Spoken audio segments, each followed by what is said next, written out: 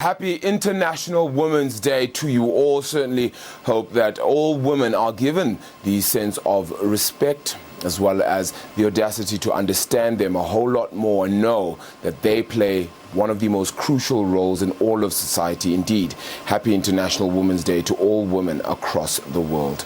It's a welcome to you all. My name is Arabile Kumete. We're live, of course, from the Johannesburg Stock Exchange. We get straight into the market picture then, which again has started off this week in a much better note than it ended some parts of last week, although we did see some pace gathering as we closed out the week then. So negativity out in Asia, but that didn't last across the board though. But if we zone in on that Asian trading picture, the Hang Seng is down nearly 2% there. Some of the chip makers seem to continue to struggle then as well. So big falls there. The Shanghai Composite also losing 2.3% there. That's 80 points for it that has been lost today. So massive falls there, with the Nikkei also losing somewhat, 0.4% weaker. As I noted, the losses out in Asia aren't the losses out in Europe. We're seeing gains, in fact, out in Europe right now in this lunchtime trading picture. 1.33% better off is the DAX out in Germany, continuing to lead an overall better picture there. Locally, though, we are down, even if it is only slightly, 0.1% weaker for the JSE Ocean. It's dragged down by the industrials, which are 0.7% into the red, though. In the black, though, is gold and platinum mining, more than 1% gain each there, with gold mining almost increasing by 2% there. And that has meant that the resources overall are 0.5% better off, perhaps dragged down a little bit by the diversified miners. Banks are up 0.25%, not enough, however, to move up the financials overall. In terms of stocks that have gone higher today, as we noted, some of the financials, some of the banks are going in the right direction. So too some of the listed property. So you'll see the likes of Liberty 2 Degrees going up more than 5%, but a massive 17.4% gain then for Massmart in this afternoon trading picture at 52 Rand and 60 cents a share. Kumba Iron Ore is dragged a little bit today, nearly 5% weaker, with Cartrack following in a similar vein. Transaction Capital also more than 5% loss there. Onto the commodities board then, Brent crude oil. Well, that's managed to gain just a little bit, but even over the weekend, it actually hit $70 a barrel for the first time since before the pandemic even began. So some milestones still being hit on that front. Supply for now remaining the same, but demand is seemingly set to increase as more and more economies open up. So that means more use for Brent, so that price is bound to go a lot higher. Platinum also managing to get some sort of gains as well today as demand comes in for it, while gold is ticked lower. The South African rand against the major currencies are unfortunately very weak today. We're at 15 Rand and 44 cents against the US dollar. Euro will set you back 18 Rand 35, 21.37 then for a British pound. Zamxaka joins us there now as we unpack this market picture. He's from ZARX, and we get to talk about this a little bit more. Saki, thank you so much for the time. It seems investors are not necessarily liking what they've liked for the longest time, which seem to have been the tech stocks. Now, seems like we're into the more cyclical stocks, the ones that will benefit when the economies open up. What exactly is going on? Thank you, Arabile. Good afternoon. I think part of what may be happening is what you've referred to, which has been the production of chips. We hear in the market that it's starting to have an impact on some of the manufacturers of 5G phones and some of the newer technologies. So if there's perception that at some point there may be a delay, it could partly contribute. But I think what is also starting to happen is a sort of normalization of the tech stocks. Everyone in the tech environment knew that there was going to be a boom. Everybody knew that some digitization is going to happen. Of course, the lockdown as a result of COVID-19 accelerated things quite a lot more. So it became a sector that was growing faster than people had anticipated. So gains were natural there. But I think at some point we'll get to, as much investment has gone to tech as is possible, is there still room for growth? And then, as you say, people then start looking at what other sectors are likely to pick up. I mean, you can imagine once the world starts opening up again, tourism may pick up.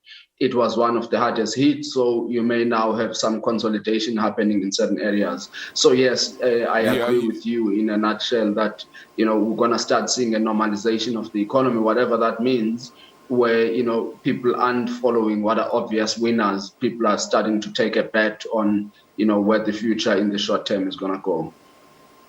Yeah, speaking about opening up economies, though, then, Saki, you have the notion then that oil prices could really climb a whole lot higher, even higher than they were before the pandemic, perhaps just on euphoria of some sort. Is the likes of $100 a barrel still too far reaching at this point?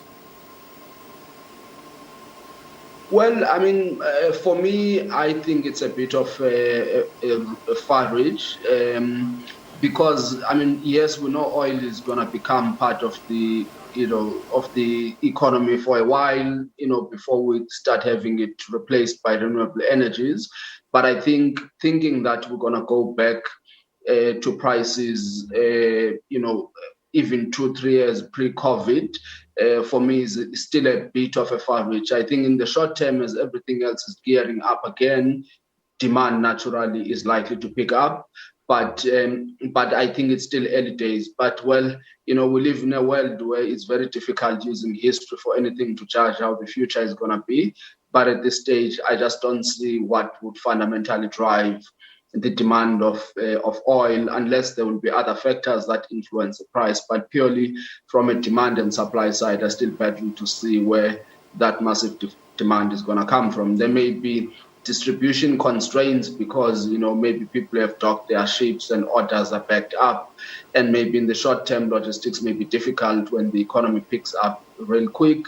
So maybe in the short term we can see a little bit of that, but I just don't see it being sustainable.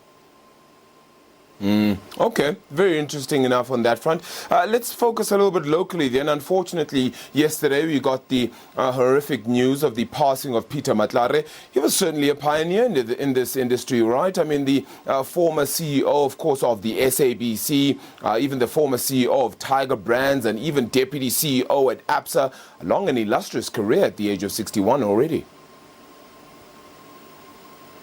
Yes, I mean, I think it took a lot of people by surprise. Not that there's any death that doesn't take people by surprise, but generally, I mean, I didn't know Peter personally, but he's generally been regarded as a gentleman in his outlook and how he's dealt with people.